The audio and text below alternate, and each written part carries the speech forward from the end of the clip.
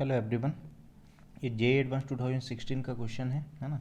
3 marks में आया था, 0 नेगेटिव था, बाइनोमियल एक्सपेंशन से है।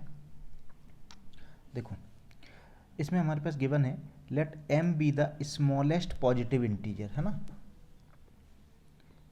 m एक स्मॉलेस्ट पॉजिटिव इंटीजर है, तो मैं इसको लिख देता हूँ m स्मॉलेस्ट पॉजिटिव इंटीजर है ना। m be the smallest positive integer such that coefficient of x square in the expansion of this, है ना, is this for some integer n, then हमें n की वैल्यू फाइंड आउट करनी है। ठीक है, तो काफ़ी इजी क्वेश्चन है। देखो हमें क्या चाहिए, एक्स स्क्वायर का कोफिशिएंट फाइंड आउट करना है ना। तो एक्स स्क्वायर का कोफिशिएंट फाइंड आउट करना है किसमें, 1 plus x whole square plus 1 plus x whole cube plus 1 plus x to the power 4 and so on 1 plus x to the whole power 49 plus 1 plus m x to the whole power 50, है ना। एक बार मैं फिर से read कर देता हूँ। m एक स्मॉलेस्ट पॉजिटिव इंटीजर है, एक्स स्क्वायर का कोफिशिएंट इसके एक्सपेंशन में ये है, देन n की वैल्यू बताओ, है ना। m और n दोनों इंटीजर हैं। एक एडिशनल कंडीशन ये है कि m स्मॉलेस्ट इंटीजर है ना। देखो एक्स स्क्वायर का कोफिशिएंट चाहिए, तो इसमें एक्स स्क्वायर का कोफिशिएंट हो जाएगा, इसमें एक्स स्क्वायर का कोफिशिएंट कितना हो जाएगा, 2c2, है ना। नेक्स्ट वाले में 3c2, नेक्स्ट वाले में 4c2, है ना। नेक्स्ट वाले में 5c2, है ना, एंड सो ऑन। ये जो 49 वाला है, अच्छा 49 से एक पहले वाले में होगा 48c2, उसके बाद 49c2, है ना, और लास्ट वाले में आ जाएगा 50c2 m to the power 2, ये आएगा, है ना। ये हमारे पास गिवन है, कितना है, उन्होंने बोल रखा है कि this is equal to 3n plus 1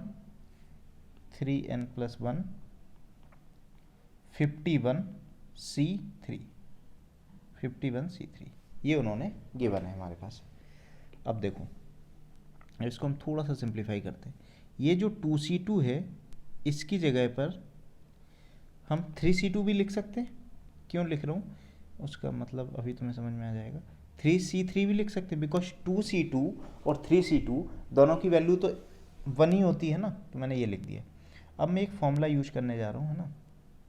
देखो वो फॉर्मूला क्या होता है, एक चीज़ ये होती है NCR प्लस NCR माइनस 1 होता है N प्लस 1 CR, NCR और NCR माइनस 1 होता है N प्लस 1 CR। ठीक, ये फॉर्मूला होता है ना।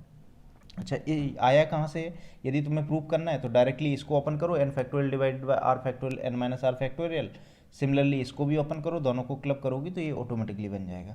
बाकी परम्यूटेशन एंड कॉम्बिनेशन की हेल्प से भी हम इसको प्रूव कर सकते हैं ना, बट प्रूव करने की भी नीड नहीं है। देखो ये फॉर्मूला कैसे एप्लीकेबल होगा, ऊपर दोनों सेम हो, नीचे एक का डिफरेंस हो, तो ऊपर वाले में एक ऐड कर दो और नीचे वाले में जो भी ग्रेटर है, जैसे r ग्रेटर है तो r लिख दिया। तो देखो ऊपर दोनों सेम है, नीचे एक का डिफरेंस है, तो ऊपर वाले दोनों को ऐड कर दो तो कितना बनेगा, इन दोनों को यदि हम क्लब करेंगे, है ना, वेट अ सेकेंड, यदि हम इसको और इसको क्लब करें तो ऊपर ऐड करोगे तो 4 और नीचे वाले में ग्रेटर कौन सा है, 3, 4c3। अब नेक्स्ट स्टेप में क्या करो, इसको इसके साथ क्लब करो, है ना। अगेन देखो ऊपर सेम है, नीचे एक का डिफरेंस है, तो ऊपर वाले में एक ऐड कर दो, ऊपर वाले में एक ऐड करोगे तो 5 और नीचे वाले में बड़ा वाला 3 है ना। अब ये वाली चीज़ इसके साथ क्लब होगी, है ना, इसके साथ क्लब होगी तो कितना बनेगा, अगेन ऊपर सेम है, नीचे एक का डिफरेंस है, तो ये बन जाएगा 6c3 and so on, club होता जाएगा, है ना। तो इससे मतलब ये जब क्लब हो जाएगा, या ये किसके साथ क्लब होगा, है ना।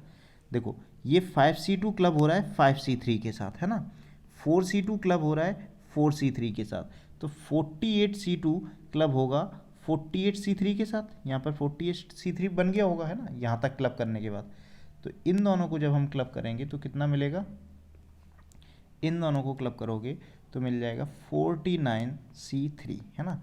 अब ये किसके साथ क्लब हो जाएगा, जो रिमेनिंग हमें दिख रहा है इसके साथ, ये दोनों क्लब हो जाएंगे।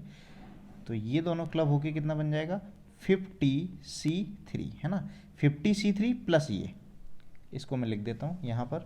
तो फाइनली हमारे पास आ जाएगा 50C3 plus 50C2 into m square is equal to 3n plus 1 51C3 है ना, ये आ गया। एक बार मैं फिर से बता देता हूँ, देखो क्या है 2C2 था तो मैंने 3C3 लिख लिया क्योंकि दोनों सेम होते हैं, जिससे मैं फॉर्मूला यूज कर पाऊंगा। अब देखो इसमें और इसमें ऊपर सेम है, नीचे एक का डिफरेंस है, तो ऊपर एक ऐड कर देते हैं, नीचे वाले में ग्रेटर वाला 3 है ना, तो 4C3 बन गया। अब ये 4C3 4C2 के साथ क्लब होगा तो 5C3 बनेगा, 5C3 5C2 के साथ क्लब होगा तो 6C3 बनेगा, एंड सो ऑन। जब यहाँ तक क्लब हो गए होंगे, मैं डायरेक्टली बता दे रहा हूँ इसको भी हटा के, यहाँ तक क्लब हो गए होंगे तो क्या बना होगा 49C3 बन गया होगा, क्योंकि तुम देखो जैसे ही हम यहाँ तक क्लब करते हैं तो 6C3 बन जाता है ना, 6C3 बन जाता है, ठीक है। या ऐसे सोचो, ये देखो ये 5C2 है ना, यदि मैंने इससे पहले तक क्लब किया है तो ये 5C3 बना, इससे पहले तक क्लब किया तो 4C3 बना। जैसे इससे पहले तक किया ना तो ऊपर सेम रहेगा, नीचे एक का डिफरेंस रहेगा, 4C3 एक ज़्यादा रहेगा इनफैक्ट है ना। 5C2 से पहले तक देखो तो ऊपर सेम है, नीचे 5C3, तो जब मैं यहाँ तक क्लब करूँगा तो ऊपर 49 आएगा और नीचे इससे एक ज़्यादा 3 आ जाएगा 49C3। अब इन दोनों को क्लब कर दिया तो 50C3 बन गया और ये एज इट इज आ गया और ये एज इट इज आ गया है ना। अब बस इसको सिंप्लीफाई कर लो है ना। तो सिंप्लीफाई कैसे करेंगे, 50C3 को जल्दी से मैं सिंप्लीफाई कर दूं तो ये आ जाएगा 50 है ना, या फिर कैंसिल हो रहा है क्या, नहीं 50 इंटू 49 है ना, इंटू 48/6 फैक्टोरियल, तो 48/6 8 हो जाएगा, प्लस 50C2 हो जाएगा 25 into 49 into m square is equal to right hand side में 3n प्लस 1, 51C3 हो जाएगा 51 इंटू 50 है ना, 51 इंटू 50, 51C3 ही था क्या क्वेश्चन में, हाँ 51 इंटू 50 इंटू 49 है ना, डिवाइडेड बाय 6 है ना, डिवाइडेड बाय 6 करेंगे तो इसको मैं यहीं पे चेंज कर दे रहा हूँ, 59 की जगह 17 कर दे रहा हूँ, 17 3 से डिवाइड हो गया और 50 की जगह पे मैं 25 कर दे रहा हूँ, तो ये 2 से डिवाइड हो गया, इफेक्टिवली 6 से डिवाइड हो गया। अब देखो कैंसिल करते हैं कुछ क्या क्या कैंसिल हो रहा है दोनों में, 49 49 49 गायब, ठीक, 17 नॉट 17 25 25 25, तो यहाँ पे 2 हो गया, तो यहाँ से इफेक्टिवली कितना मिला 16 plus m square is equal to 17 into 3n plus 1, 7 into 18 into 3n plus 1 हो जाएगा 51n प्लस 17 है ना, ठीक है। 17 को इस साइड लेके आओ तो m square minus 1 that is m minus 1 into m plus 1 is equal to 51n that is 51n is nothing but 17 into 3n है ना। अब 17 को डिनोमिनेटर में लेके आ जाओ, ठीक है, या इससे पहले मैं एक स्टेप और बढ़ा देता हूँ जिससे थोड़ा सा सही रहेगा, m square is equal to यहाँ से आ जाएगा 51n प्लस 1, ये आ जाएगा m square is equal to 51n plus 1, ये आ गया। और नेक्स्ट स्टेप में यदि हमें इसको सही से लिखना है तो ये हो जाएगा m plus 1 into m minus 1 is equal to 3n divided by 17 है ना, ये हो गया, ये लिख लिया।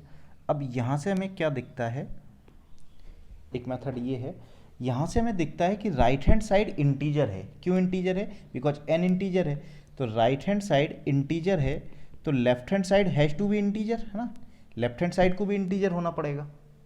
इसका मतलब ये हुआ लेफ्ट हैंड साइड इंटीजर कब होगी, जब 17 न्यूमरेटर को डिवाइड कर दे है ना, 17 न्यूमरेटर को डिवाइड कर दे। अब m प्लस 1 और m माइनस 1 दोनों इंटीजर हैं, ठीक है, एंड 17 प्राइम नंबर है, इसका मतलब 17 इन दोनों फैक्टर में से किसी एक फैक्टर को डेफिनेटली डिवाइड करेगा, ठीक है। इनफैक्ट एक को ही डिवाइड करेगा, दोनों को कर ही नहीं सकता, बिकॉज ये दोनों ऐसे इंटीजर हैं जिनके बीच में सिर्फ 2 ही का डिफरेंस है, ठीक है। अब या तो 17 इसको डिवाइड करेगा या फिर इसको डिवाइड करेगा, ठीक है। इसका मतलब इन दोनों में से कोई एक फैक्टर 17 का मल्टीपल होगा। आगे उन्होंने एक चीज़ और बोल रखी थी कि m एक स्मॉलेस्ट पॉजिटिव इंटीजर है, m एक स्मॉलेस्ट पॉजिटिव इंटीजर है, इसका मतलब ये और ये 17 का मल्टीपल ना होके एग्जैक्टली 17 ही होंगे, ठीक है। क्यों? क्योंकि m स्मॉलेस्ट पॉजिटिव इंटीजर है। अब एग्जैक्टली 17 होंगे तो इसका मतलब ये हुआ कि या तो ये 17 होगा, यदि ये 17 है तो ये फिर 19 हो गया, है ना। यदि ये 17 है तो फिर ये 19 हो गया, तो 17 इंटू 19 3 से डिविजिबल होगा नहीं, तो फिर इसका मतलब ये 17 होगा तो फिर ये 15 हो जाएगा, जिससे ये 3 से 5 को डिवाइड कर देगा, n इंटीजर मिल जाएगा। इसका मतलब ये हुआ m प्लस 1 मस्ट बी 17, इसका मतलब m की वैल्यू 16 हो गई। अब m की वैल्यू 16 है, m प्लस 1 कितना बोला मैंने 17, है ना। तो 17 m माइनस 1 15 हो जाएगा इज इक्वल टू 3n। तो यहाँ से अच्छा डिवाइडेड बाय 17 भी था, तो यहाँ से n की वैल्यू 5 आ जाएगी, ठीक। So answer of this question will be n equal to 5, है ना। बाकी यदि हम हिट एंड ट्रायल से चेक करना चाहें तो हिट एंड ट्रायल से भी चेक कर सकते थे, इसी स्टेप के बाद। किस स्टेप के बाद? यहाँ से, है ना। जैसे n की n एक स्मॉलेस्ट पॉजिटिव इंटीजर बोला, है ना, और m क्या होना चाहिए? Perfect square. m smallest positive integer है, तो यदि तुम n की वैल्यू 0 डालो तो 1 मिलेगा, n की वैल्यू 0 डालो तो 1 मिल जाएगा, है ना। और n के बारे में उन्होंने कुछ बोला था क्या? हाँ, for some positive integer n, है ना। तो n की वैल्यू तुम 0 ले नहीं सकते हो, क्यों? क्योंकि उन्होंने n को पॉजिटिव इंटीजर बोला, है ना। तो m परफेक्ट स्क्वायर तो मिल गया था, है ना, मतलब ये सेटिस्फाइड तो कर गया था, m square is equal to 1, m की वैल्यू 1 मिल गई, है ना। बट n की वैल्यू तुम 0 नहीं ले सकते, बिकॉज n को उन्होंने पॉजिटिव इंटीजर बोला। अब n की वैल्यू 1 ली तो 52 बनेगा, जो परफेक्ट स्क्वायर नहीं है, डिस्कार्ड हो जाएगी। फिर 2 लोगे तो 51 इंटू 2 102 प्लस 1 103, परफेक्ट स्क्वायर नहीं है। 3 लोगे तो वो भी परफेक्ट स्क्वायर नहीं आएगा। 4 लोगे तो ये हो जाएगा 204 प्लस 1 205, वो भी परफेक्ट स्क्वायर नहीं। जैसे ही तुम 5 ले लोगे 5, तो ये हो जाएगा 256 और ये 16 का स्क्वायर बन जाएगा। तो हिट एंड ट्रायल से भी चेक कर सकते थे, बट आई थिंक इस तरीके से करोगे तो ज़्यादा एलिगेंट होगा, ठीक है।